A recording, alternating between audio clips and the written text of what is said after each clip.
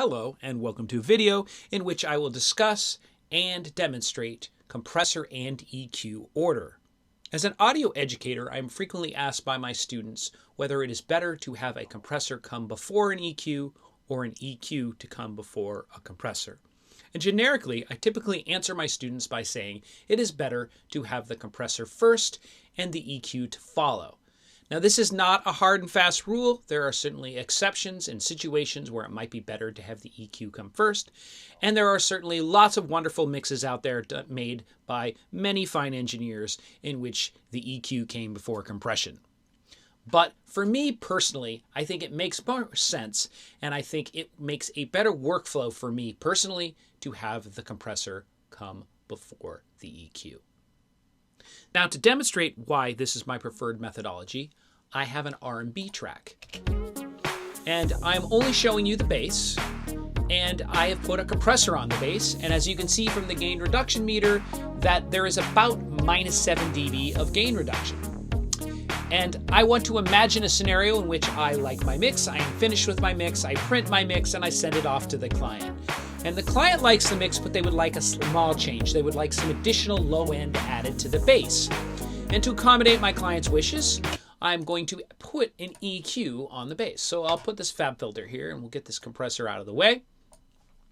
And although in real world situation, I'd probably only add a dB or two of bass, in this situation, I'm going to be dramatic and make a huge change because it will be easier to show why I prefer compression before EQ. So I'm going to add this 10 dB or so shelf and on the bottom end, and now the bass should be a lot bigger. And if you look over the compressor, we still see the same amount of gain reduction. It is still hovering around -7. And this should be no surprise because the EQ follows the compressor. The changes in the EQ will not affect the compressor. So I get one cause, a change in EQ, and one effect, a change in EQ. Now, if I had done this the other way, and I had put the EQ before the compressor, and let's do that. Let me drag the EQ before the compressor, and I had the same move, look what happens to the gain reduction meter. It is now hovering around -10 dB of gain reduction.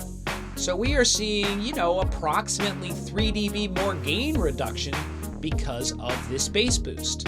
And that is not a surprise because this additional level pushes farther above the threshold of the compressor and creates more compression. And if I go in and out of bypass, watch the meter here. This is in and this is bypass. Do you see it's at -7? And in, it's at -10. And in bypass, it's -7. And in, it is -10. So we have one cause, a change in EQ, but two effects, a change in EQ and a change in compression. Now you may desire this additional compression. For you and your workflow, maybe it is preferred to get extra compression when you put on extra EQ. But for me in my workflow, I don't want two effects for one cause. When I made this EQ move, all I want is an EQ move. I don't also want a compression change. And so in some situations, I may even be driven to go over to the compressor and have to tweak its threshold after I've made an EQ move, if I've put the EQ before the compressor. And that's extra work. And that can cause confusion with my client, who only asked for a change in EQ, did not ask for a change in compression. And so for me, it makes more sense by default to put my EQs after my compression, usually as my last insert if mixing on a DAW, so that when I make EQ moves, they don't change my compression, and I don't have to look or tweak my compressor after making a move. So that's why I do it my way. Have a great day. See you around.